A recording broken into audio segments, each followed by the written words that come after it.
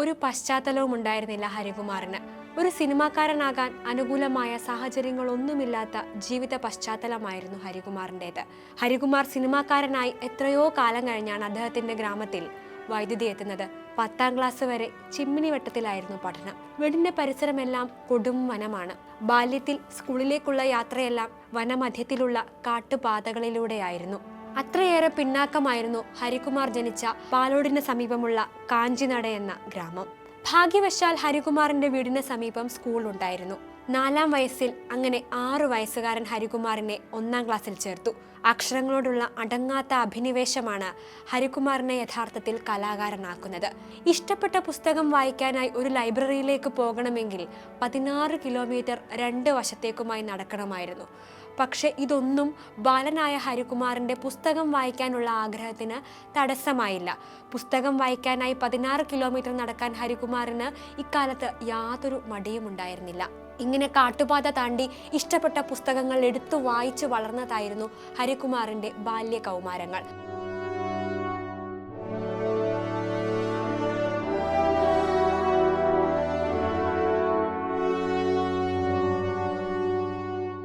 പ്രധാനപ്പെട്ട ലോക ക്ലാസിക്കുകളുടെ മലയാളം തർജ്ജമകളെല്ലാം 10ാം ക്ലാസ്സിലായപ്പോഴേക്കും ഹരികുമാർ ആ കൗമാരക്കാരൻ വായിച്ച് തീർത്തിരുന്നു. ഹരികുമാറിന്റെ കലാജീവിതത്തിന് അടിത്തറയായത് അക്കാലത്തെ പരന്ന വായനയാണ്. സിനിമയുമായി ബന്ധമില്ലാത്ത ഒരു കുഗ്രാമത്തിൽ ജനിച്ചു വളർന്ന ഹരികുമാറിന്റെ മനസ്സിൽ വളരെ ചെറുപ്പത്തിലെ കയറിക്കൂടിയതാണ് സിനിമാ സംവിധായകനാകണമെന്ന ആഗ്രഹം. ചെറുപ്പത്തിൽ ഒരു സിനിമ കാണണമെങ്കിൽ നമ്മൾ നേരത്തെ പറഞ്ഞതുപോലെ ഈ ലൈബ്രറിയിൽ പോയി പുസ്തകം വായിച്ചതുപോലെ തന്നെ അതേ 16 കിലോമീറ്റർ അദ്ദേഹത്തിന് നടക്കേണ്ടിയിരുന്നു. അതും നഗരത്തിൽ റിലീസായി 1-2 കൊല്ലം മാത്രം കഴിഞ്ഞ് എത്തിയിരുന്ന സിനിമകൾ. ഓടിപ്പഴകി പൊട്ടിപ്പൊളിഞ്ഞ പ്രിന്റുകൾ തിയേറ്ററിലെ മങ്ങിയ സ്ക്രീനിൽ തെളിയുമ്പോൾ ആവേശം കൊണ്ടിരുന്ന ബാല്യത്തിൽ നിന്നാണ് ഹരികുമാർ മലയാള സിനിമയുടെ മുറ്റത്ത് പിന്നീട് സ്വന്തമായൊരു കസേരയിട്ടങ്ങ് ഇരുന്നത്.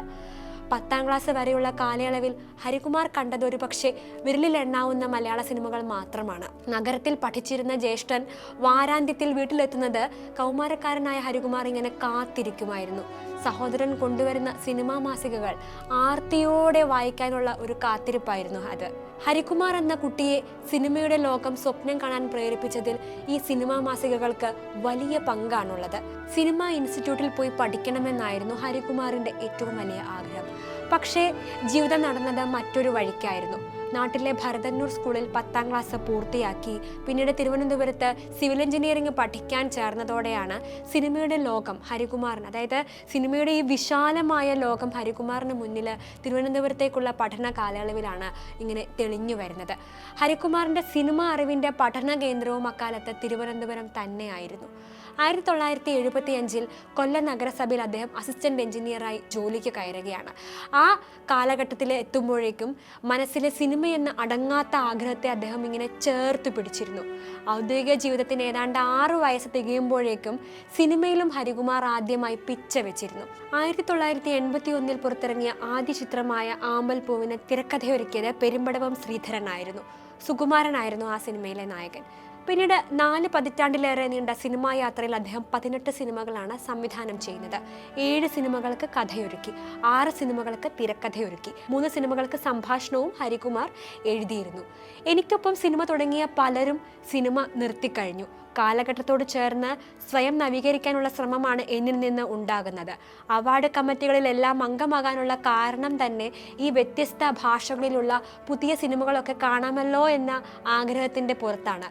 പുതിയ കാലത്തിൻ്റെ സിനിമയും സാഹിത്യവും കലയും എവിടെ നിൽക്കുന്നു എന്നത് വിദ്യാർത്ഥി എന്ന നിലയിൽ ഞാൻ സ്വയം പഠിക്കാൻ ശ്രമിക്കാറുണ്ട്. പുതിയ കാലത്തിനൊപ്പം നിന്ന് സിനിമ ചെയ്യാൻ സാധിക്കുന്നത് തന്നെ ഇതുകൊണ്ടൊക്കെയാകാം.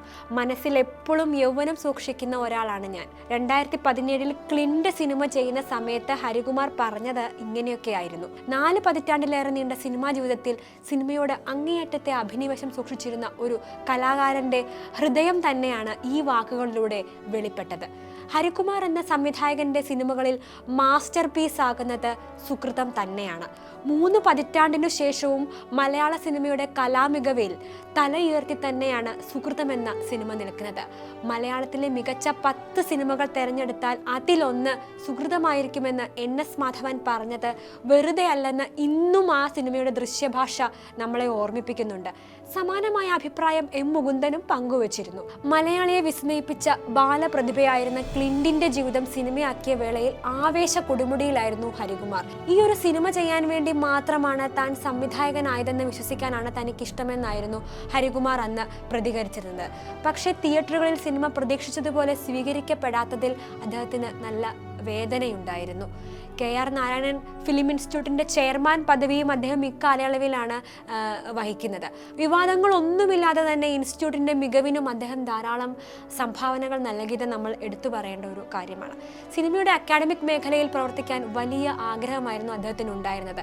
എന്നാൽ ഫിലിം ഇൻസ്റ്റിറ്റ്യൂട്ടിൽ പോയി പഠിക്കാനുള്ള ഒരു സാഹചര്യങ്ങൾ അന്ന് കിട്ടാത്ത ഒരു ആളാണ് താനെന്നും അതിൻ്റെയൊക്കെ ഒരു വിഷമം മറക്കാനുള്ള അവസരമാണ് ഈ ചെയർമാൻ പദവി എന്നുമൊക്കെ ആയിരുന്നു അദ്ദേഹം KR നാരായണൻ ഇൻസ്റ്റിറ്റ്യൂട്ടിൻ്റെ ചെയർമാൻ പദവി ലഭിച്ചതിന് ശേഷം പ്രതികരിച്ചിരുന്നത്. കഠിന വഴികൾ താണ്ടി മലയാള സിനിമാ ലോകത്ത് സ്വന്തമായി ഇരിപ്പിടം തീർത്ത ഹരികുമാർ സിനിമയ്ക്കായി മാത്രം ജീവിച്ച കലാകാരനായിരുന്നു.